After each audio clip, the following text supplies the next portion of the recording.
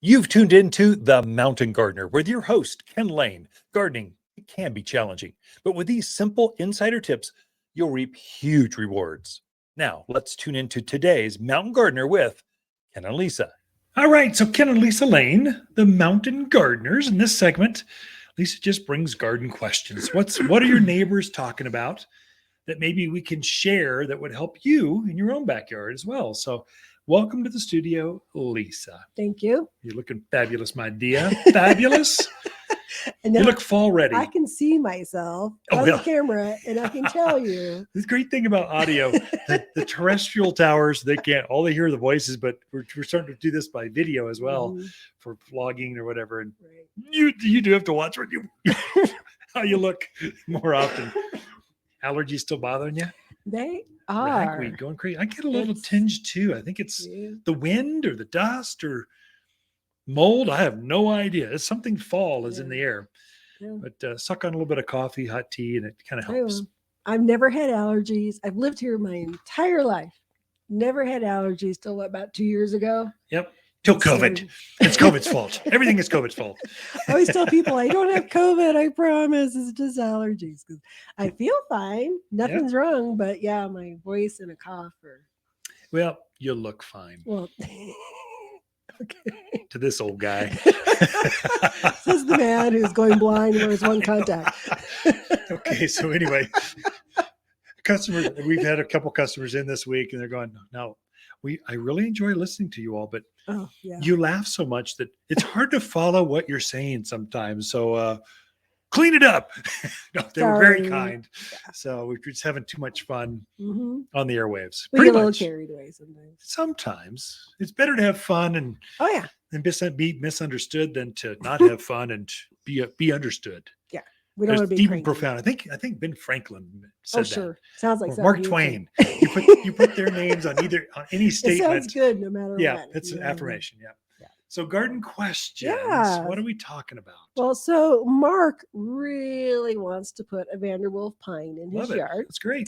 And he was told, be careful, watch for drainage. They're very sensitive to that. Yeah. So he did a test hole. It took 48 hours for the water to drain out of there. Okay. Wants to know, what do you think? Should I do it? Should I not? Find another spot? Yeah. So Vanderwolf pines are pines do really well in northern Arizona. And then most of the listeners here are tuning in from northern Arizona. They do not, they adapt well because it's dry, it's arid, it's bright, it's high altitude, extreme temperature swings, everything that pine trees love. We have it here, except for soils that don't drain. And so if it drained I was hoping for 12 hours. You go, go fine. You're fine. Don't worry about it. You're overthinking this. 2 days to get the water out of the hole. That's a lot, especially in the monsoon patterns. Yeah. There's 2 times when we get real wet here. March, the first part of April, you get these real heavy, wet snows that take weeks to melt and disappear. You see damage on evergreens then. And the monsoons, August, September, lots of rain consistently, multiple times a week, where the whole, you'll get rain more than every 2 days. And so the plant never gets a chance to breathe. Pines don't like that. What can you do for this hole? So it was Mark, right? Correct. Mark, don't plant a Vanderwolf pine in that hole as it is. Change it up. Now, what we do is we create, in the industry, we call it a chimney.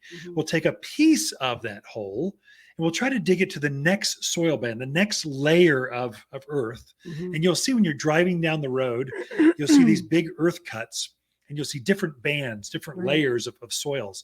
Well, you've got that in your yard too. You just want to try to dig down to the next layer and all of a sudden the plant will start draining.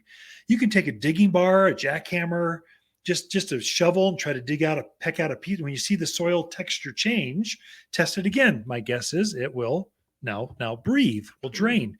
Plant your hole then. The other tip I can give you, and this is what I learned years ago, plant on a slight mound. So don't plant, whatever you do, don't plant in a divot, no matter where you're talking about in northern Arizona. Don't put it in a hole. That's what they do down in Phoenix, where it's 110 degrees out in June and it's midnight. It's just hot.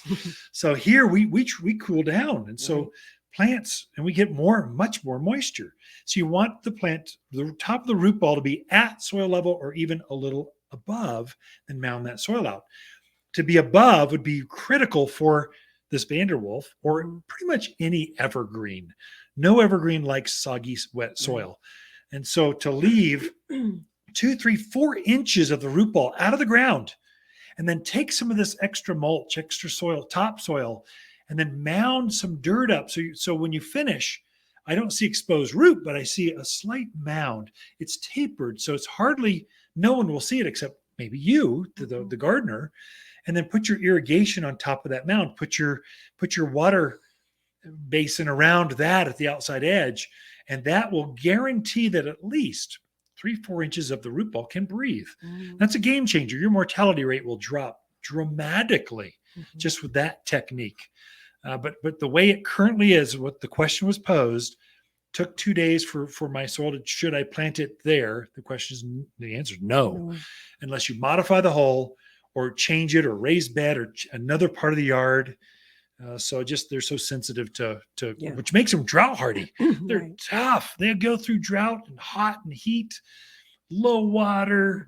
They got a lot of things going for them, but soggy soil ain't one of them. Right. So beware with that one.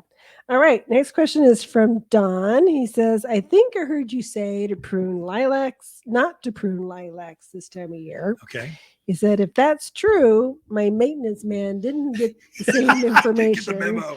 He wants to know, is there anything you can do at this point, or is the year? So have your wife go outside. The maintenance guys are out there. Have her hold them while you can slap them, because they just totally blundered the whole thing. There's no recovery at this point. So that is not going to affect the health of the lilac or your spring bloomers. It doesn't affect that at all. It just won't bloom. So when they pruned it back this time of year, they cut off the flower bud that's been forming for 4 or 5 months. Now, is there enough time to possibly have new leaf flower buds to form? It would be worth a try. I would try it. Or can we bulk up the flower buds that remain? Let's say there were some down towards the heart, the inside of that shrub, or off to the sides. Many times they'll cut back the top trying to get it down. And so you'll see these butchered lilacs, they bloom off to the sides and not up to the top. It looks kind of like a Dr. Seuss lilac or something. But what I would do is I would fertilize that with the all-purpose plant food right away, like right now. And then I would get a bag of super phosphate specifically for them, add super phosphate to the fertilizer. Super phosphate 0,18,0. That middle number forms flowers.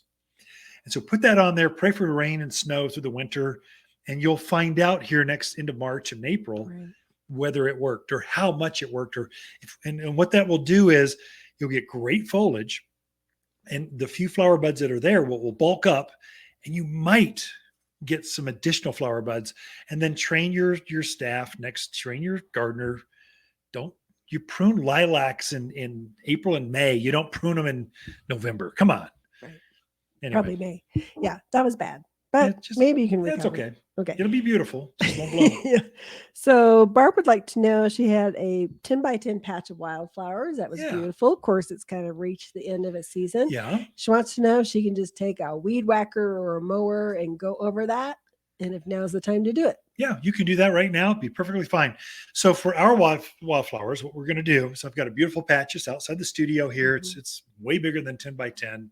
And it's fun to look out the studio while I'm writing garden columns and watch the birds, butterflies out there. It's just magical. Wildflowers do really well here. I'm going to leave that patch for the birds as long as I can. I'll probably leave it out there because the coneflowers, the Mexican hats, the echinaceas, they're all fabulous and great seed sources for the birds. And then I'll probably go back and just weed whack that or mow it aggressively, probably in January, February, March, sometime when it just looks so ratty and I've got nothing to do and I kind of want to go garden and it's a nice warm day in January. I'll probably take the mower out there and just mow it or weed whack it. But I'm thinking of my birds specifically. I'll keep it out there for them. But if you really wanted to, yes, you could do it right now. No problem. Go for it. And so anytime between now and March, prune it back at your leisure. Good. Ken Lain, the Mountain Gardeners. Grow extraordinary succulents and cactus indoors.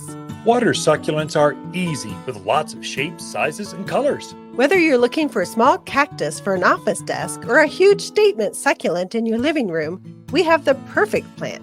But what are you waiting for? Extraordinary succulents and cactus await you at Waters. Visit Waters Garden Center in Prescott today or watersgardencenter.com to find the perfect succulent for your home and office.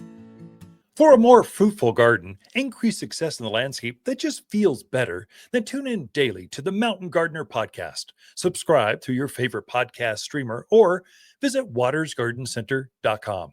Better yet, visit me directly right here at Waters Garden Center.